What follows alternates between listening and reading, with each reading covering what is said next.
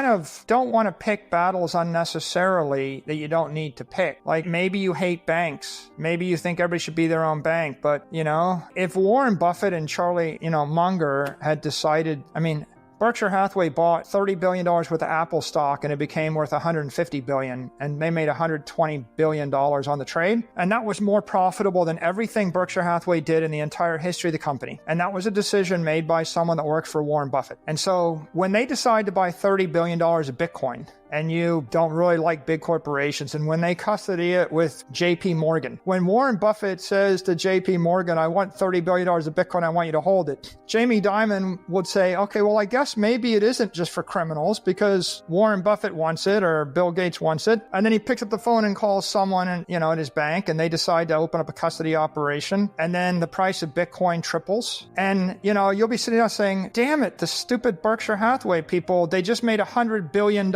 in like 3 months. It doesn't seem fair. But on the other hand, everybody else in the Bitcoin ecosystem will make trillions and trillions of dollars at the same time. And so there's a certain degree of fairness to it. A rising tide lifts all boats. And what you'll say is, I guess all these people weren't really against me after all. They just didn't understand. Michael Saylor has issued another bold prediction for Bitcoin and explains why he is bullish heading into 2024.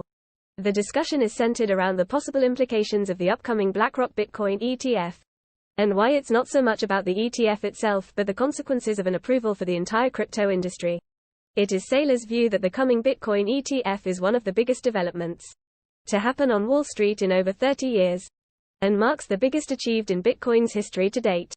Not only will the ETF serve as a gateway to substantial institutional investment, but Saylor believes that it will also draw the interest of industry giants, such as Warren Buffett, Apple, Google, Facebook and Microsoft. Make sure you keep watching until the end of the video where Saylor explains why Bitcoin is poised to revolutionize the crypto industry in 2024. And please don't forget to like and subscribe to this channel. And what you'll say is, I guess all these people weren't really against me after all. They just didn't understand. Right? And if you look at it that way, if you say, this is electricity, they're afraid of something they don't know, they grew up without it, they're used to horse and buggies, they have steam power in the middle of their building, and they're not really ready for this. If you just say that and you're patient, then you're like, I don't have to define Bitcoin as being against anybody. When you actually have to repudiate someone personally or repudiate their business, right, then you just make it unnecessarily confrontational. Anybody says to me, well, what do you think about this comment? I say, well, they're going to love it one day. If Warren Buffett doesn't buy it, the guy that bought Apple is going to buy $30 billion of Bitcoin, and he's going to make $100 billion. He's going to take victory laps, and they'll take credit for being brilliant. It's just going to happen. And it won't happen because of, 10,000 hours of screaming. It'll happen because there'll be one guy that'll look and say, okay, I guess I get it. If it's good enough for BlackRock and Fidelity, I guess we should have a little bit, and they'll make a little bit more. And then someone else will say, whoa, I guess we should do it. And eventually it'll be the same with all the banks. It's going to get rolled out just like electricity, just like steel in skyscrapers, just like automobiles running on gasoline, just like jet airplanes. Like we say, everybody's against it before they're for it. So right now, I think that if you take an expansive view of Bitcoin, the ecosystem, you say Bitcoin's for everybody, every type of organization. And there's only two types of people in the world: those that understand the benefit of Bitcoin and are trying to get more integrated with it, and those that don't understand it yet, but they will.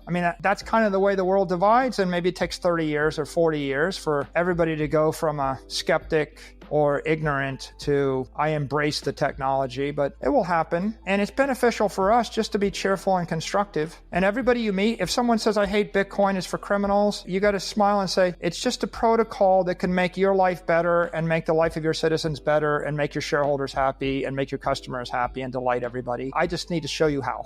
I apologize. I have not yet found a way to show you how you can benefit your family, your friends, your shareholders, your employees, and your citizens. But I'm confident that once you understand it, you'll see that this is a benefit to you and your constituents. Please be patient with us. We're new. It's novel. I tell you one last funny anecdote on this subject. For 1,000 years, after Galen, people didn't understand how blood flowed through the body. And it was Harvey that finally figured out that the heart pumps blood through the arteries and recirculates it back through the veins. And it was the biggest breakthrough in medicine in 1,000 years. And this is when Harvey said, the heart actually pumps the blood through the body. People couldn't believe it. And Harvey's famous statement is he said, you know, no doctor over the age of 40 will ever believe me. Nobody over the age of 40 will ever believe that the heart pumps blood, you know? And that's just, you got a paradigm shift, a new idea, and it takes people time. And I think that's where we are with Bitcoin.